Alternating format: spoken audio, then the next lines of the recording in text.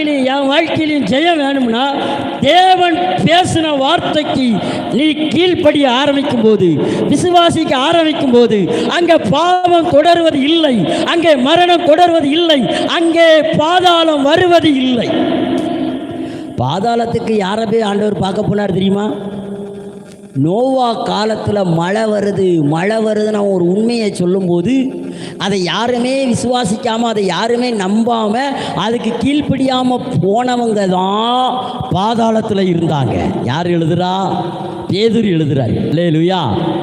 அப்போ கீழ்ப்படியாமையினால நம்ம வாழ்க்கையில் நிறைய காரியம் நடக்கும். சில நேரம் என்கிட்ட ஆண்டவர் சொல்லுவார், ஜெபம் பண்ணிக்கிட்டே இருப்பேன், இவங்கெல்லாம் ஜெபம் பண்ணிக்கிட்டே இருப்பாங்க. திடீர்னு ஆண்டவர் சொல்லுவார், உடனே என் ஜெபத்தில் நான் அடிச்சுக்கிட்டே இருப்பேன். உடனே ஐயா மறு டைம் ஃபோன் போடுவார், ஐயா நீங்கள் இவருக்கு தானே ஜெபம் பண்ணிங்க பாரு. எவனுக்கு ஜெபம் பண்ணுன்னு ஏதோ என்கிட்ட வந்தது, அதை கேட்டவன் திருந்தினாம்னா திருந்துட்டான். அல்லேலூயா. ஆமாம். அப்போ ஏன்டா இவர் ஒரு நாள் ஆண்டவர் சொன்னார், இவர்கிட்ட வந்து வாரம் நீ இவரை சேகரிக்க சொல்லு அப்படின்னு. அவருக்கு ஒரு ஆபத்து வரும், அந்த நேரத்தில் அது என்ன உதவும். செஞ்சால் கீழ்ப்படிஞ்சா நல்லது, கீழ்ப்படியலைன்னா வா எனக்கு என்ன. அல்லேலூயா. அப்போ பாதாளமும் மரணமும் நமக்கு கட்டுப்பட்டு இருக்கும். அப்போ பாதாளத்தையும் நீ கூறு எங்கன்னு கேட்க முடியும், மரணத்தையும் கூறு எங்கன்னு கேட்க முடியும். காரணம், அது கூறு இல்லாமல் அறிவுகிட்ட வேலை பண்ணிக்கிட்டே இருக்கும். ஆனால் நீங்களும் நானும் கூரோடு கூட அறிவுள்ளவர்களாய் வேலை பார்க்கறதற்கு தான் தேவன் கிருபை செய்கிறார். அல்லேலூயா.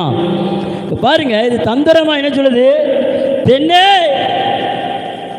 உண்மையா அப்படின்னு கேட்கு. அது உண்மையா அப்படின்னு கேட்கும்போது அந்த பெண் பாம்புக்கு இல்லை, தேவன் அவ்வாறு சொல்லவில்லை. எப்படி ரொம்ப விளக்கறாய் வா புளியை போட்டு. நாங்கள் இந்த தோட்டத்தில் எல்லா மரங்களின் கனிகளை உண்ணலாம்.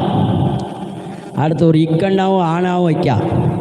ஆனால் இந்த தோட்டத்தில் நடுவில் உள்ள மரத்தின் கனியை உண்ணக்கூடாது, அம்மரத்தை தொடவும் கூடாது, இதை மீறினால் மரணம் அடைவீர்கள் என்று சொல்லி இருக்கிறார் என பதில் சொன்னான். அல்லேலூயா. நீ ஒரு விஷயத்துக்காக ஆண்டவருடைய சமூகத்தில் வர்ற, சபையை கொஞ்சம் கவனிச்சு கேளு. அந்த விஷயத்துக்காக வரும்போது கர்த்தர் உன்கிட்ட பேசுவார். அந்த வார்த்தையை நீ நம்பிட்டேன்னு வையேன், அதை நீ தொடவே வேண்டாம், நீ செய்யவே வேண்டாம், ஆட்டோமேட்டிக்காக நடக்கும். அல்லேலூயா. ஐயா ஒரு பிரச்சனையை கொண்டு வந்தார். அப்போ சொன்ன, சத்துரு யூதாவே, உன் சத்துருடைய பிடரியை நீ என்ன பண்ணுவ? பிடிப்ப அப்படின்னு ஆண்டவர் பேசுகிறார் வார்த்தையா. அது உடனே நம்பிட்டணும், அப்படி தான் நடக்கும்.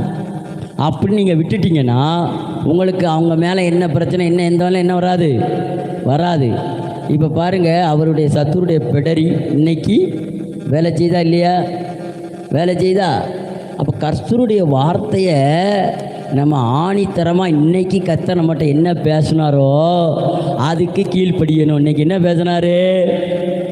சோராதே எம்மனமே நீயும் சோர்ந்து போகாதே, பாராத போல கர்த்தர் உன்னை பரிதவிக்க விடுவாரோ.